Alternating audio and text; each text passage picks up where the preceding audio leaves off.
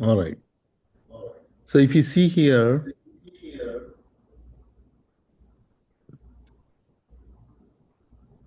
there is some echo.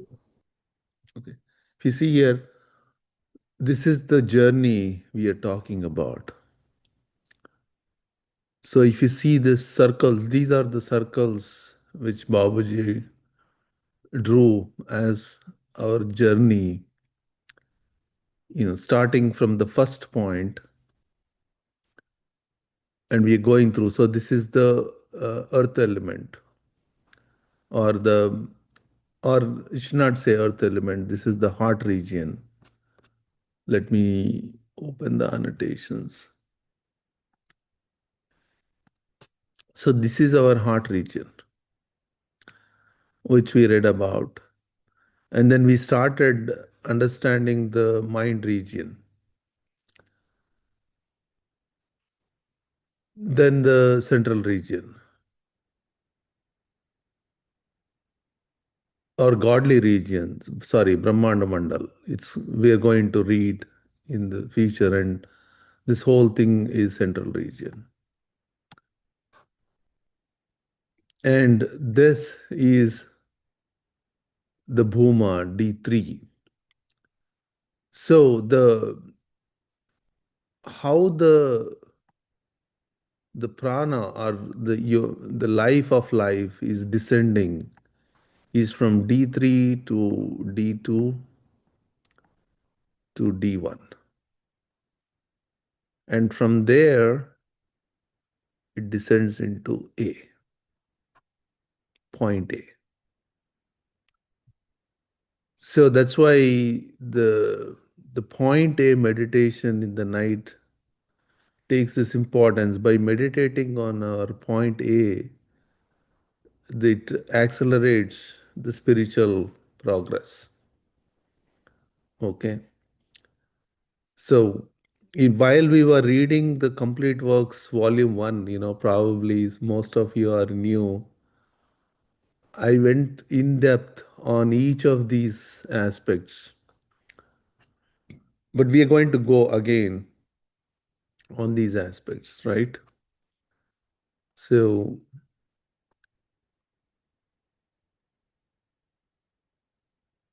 from now on, I like to get little technical as we are reading. At the same time, we'll try to understand in depth what we are reading. Correct. So this is from the Heartfulness magazine. This picture I took it like this is how the regions are starting from A, heart region. B is the Brahmand Mandal, Parabrahmand Mandal. Brahmand Mandal is nothing but the mind region which we are reading right now. So its Mandal means region, right? Or a state of consciousness. Think of it like that. And then from there, we go into Prapanna Prabhu, Prabhu, and central region. So right now, we are at the mind region. So, and I also prepared some notes on mind region, which I'm going to share with you all. Uh,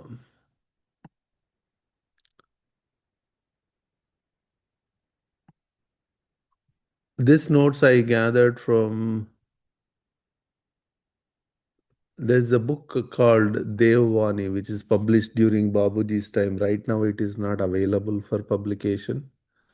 What it did is it took all these jargons, like for example, what is mind region? And it tells you where all this mind region is available on page numbers. Right now, those books are not there, so it doesn't make sense to look at these page numbers, but I'm going to share this document. It gives you a simple synopsis of what mind region is.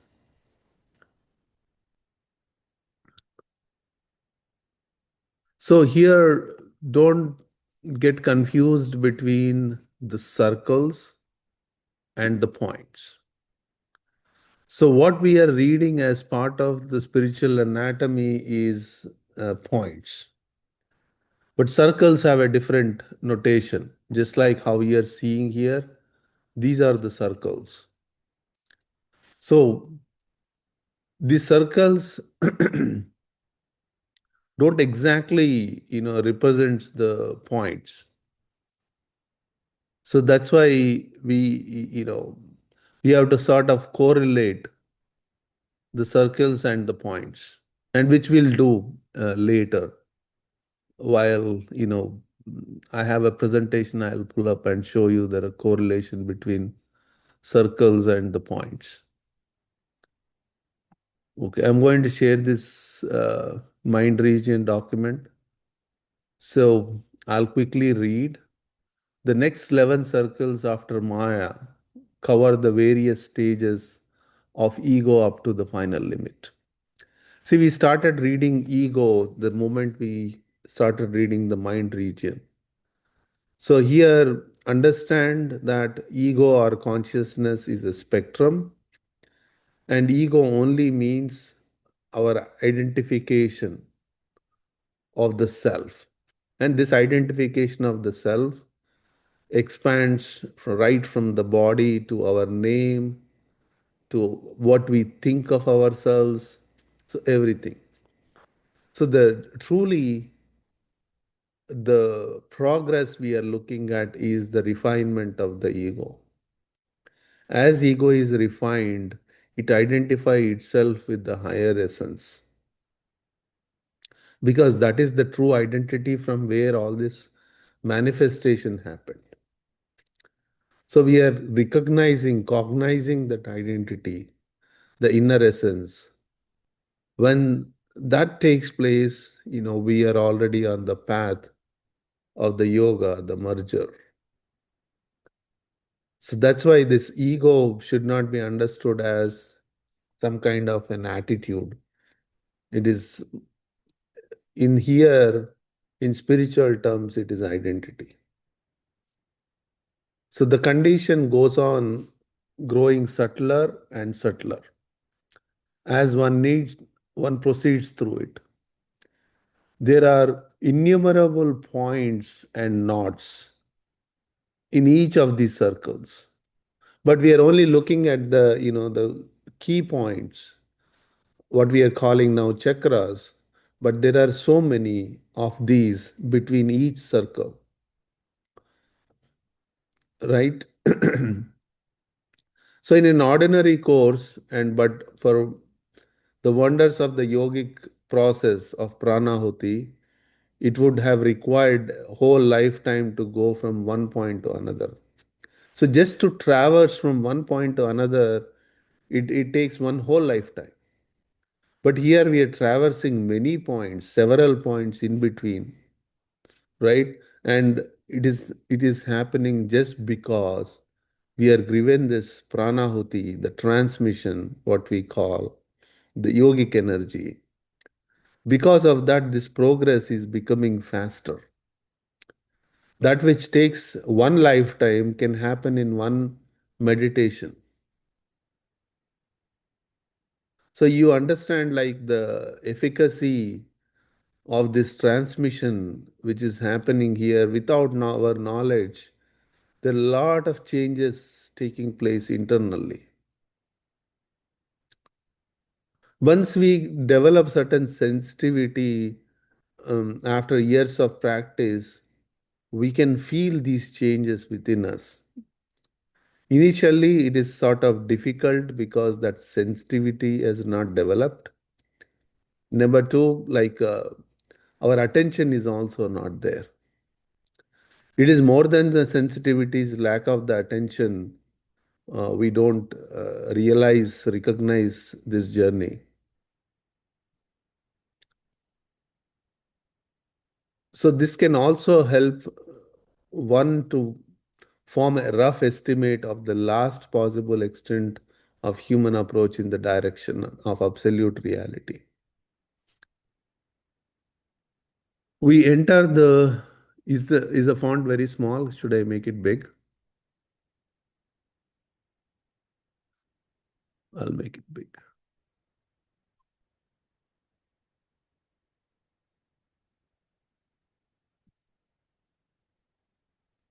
So this can also help from, yeah.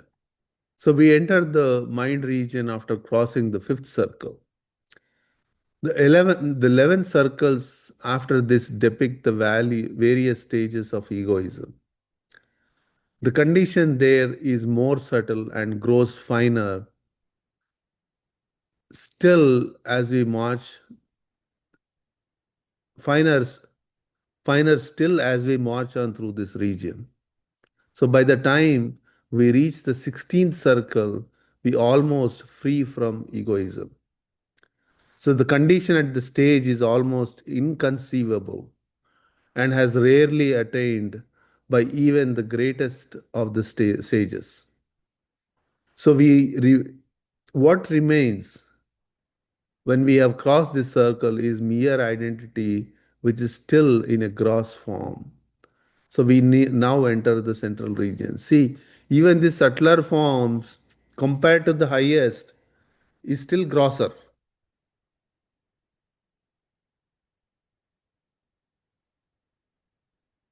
So after crossing the region of heart, we enter the first supermind of God.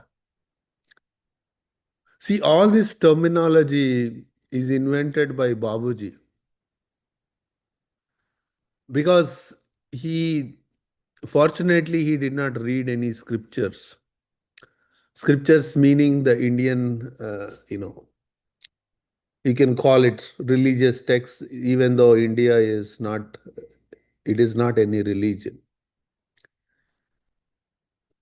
So no word can express the condition which one feels there.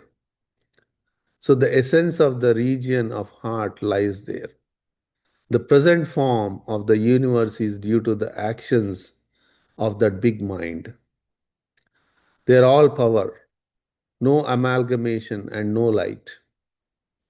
So the type of character of the calmness is very much refined, and only the idea of calmness or silence now remains. In other words, the forgetful state of calmness is dominant here, which is not only thing to be acquired. So here forgetfulness is not about the forgetfulness about forgetting things or things like that, or forgetting names we normally use for forgetfulness. Here forgetfulness is of the lower identities. So whenever you hear in Babuji's words forgetfulness or forgetful state, he is referring to the lower identities. Okay. Which is not only a thing to be acquired. Our Anubhava Shakti means the experiential ability, you can call it, if I have to paraphrase it in English or translate in English. Our Anubhava Shakti develops mostly when we enter this region. So our ability to perceive increases. So Anubhava Shakti is perceive, how we perceive things. It remains now on one's part to feel. From here, the things come in shape and light. There is motion, invisible motions, when multiplying together with the idea of creation increase the force downwards. So the outcome are the innumerable varieties we find in the universe. So it is beyond ethereal force. Air does not blow there. This is the most powerful region of God. So whenever say he's saying region of God, it only means the conscious state. So there is godly consciousness at the lower level, there is a godly conscious state at the higher level. So it's a refinement, it's a spectrum we are referring to. So if I am at the lower state doesn't mean it's not a godly state. because it we are recognizing that godly presence as everywhere. So when it is everywhere, it's in the lower, it's in the higher. In the lower, we experience it, we perceive it as a grosser form. At the higher, we perceive it as a subtler form. That's the only difference. So it is the powerhouse for setting the godly machinery going. Motionless things appearing as invisible motion. Exciting vibrations are there. See, this conscious state is always referred to a vibratory state. So, because of there is vibration, there is cognition. Without that vibration, there is no cognition. So, how much ever subtle they are, how much ever appears as if there is no motion, that is why he's calling it as invisible motion, still the vibratory state is there, having great power. So, it can be only felt. So, define divine effulgence too now vanishes. Here, even the idea of divine, the identity of the divine vanishes, beyond which remains mere conception. So we go ahead and that too is gone. Means if you go a little ahead, even that conception is or perception is gone. So there are innumerable points, knots in each of these circles. Okay, this is sort of repeating. So by the time we reach the 16th circle, we are almost free from egoism. The condition here has rarely been attained by greatest sages. None except Kabir could have secured approach up to the 16th circle. 16th circle is still end of the mind region. I'll show you. The godly region, 16th circle. Beyond that is central region. See, you see the 16th circle here?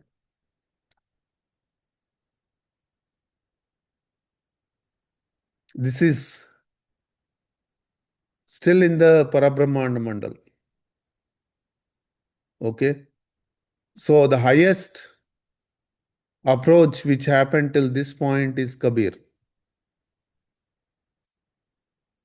Kabir is one of the mystics. You can call it saint, you can call it from sometime in I don't recall the timelines in 16th century or something like that. And many speak highly about Kabir because for two reasons. He, with his own effort, with his own thinking, with his own humility, he was able to reach this stage without any guru. That's why Kabir is well respected. His teachings are well respected. So the Kabir is the one, who made it till that. So the condition at the stage is inconceivable. Where are we? 16th circle. Here. Apart from my master who had attained stages far beyond the limits of human approach. So after this circle, what remains is one is mere identity, still in gross form. Even here, so whatever the identity, compared to the highest, it is still grosser. So you can imagine the approach we are talking here in heartfulness. These are all the subtler and subtler stages. So here, that is why we don't worship our guru. We follow, take the guidance from our teacher.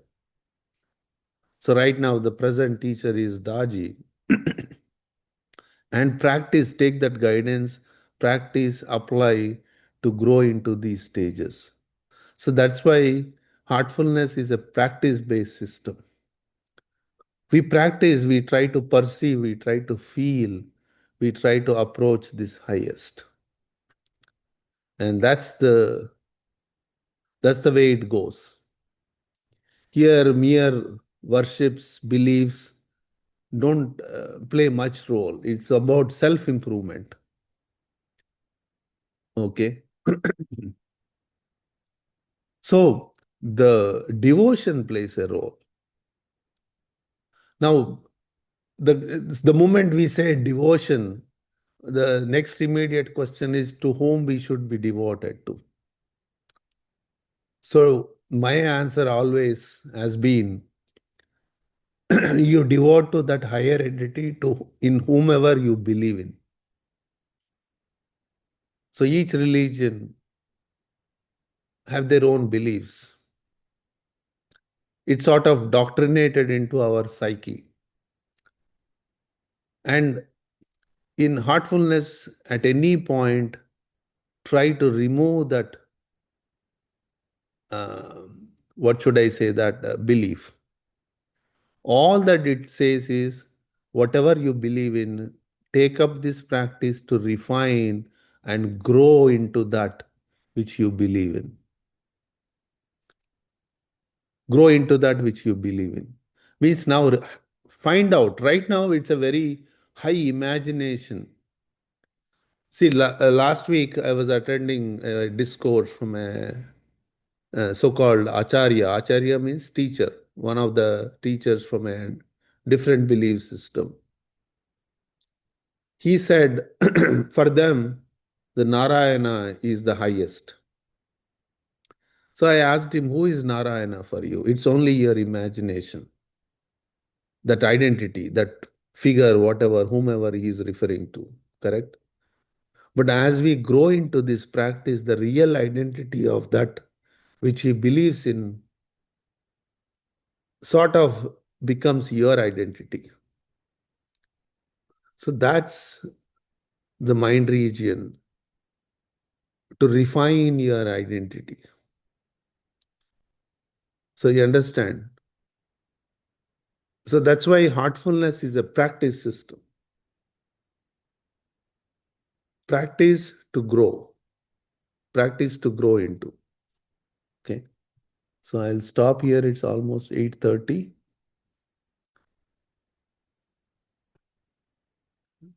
Any questions, comments before I stop the recording?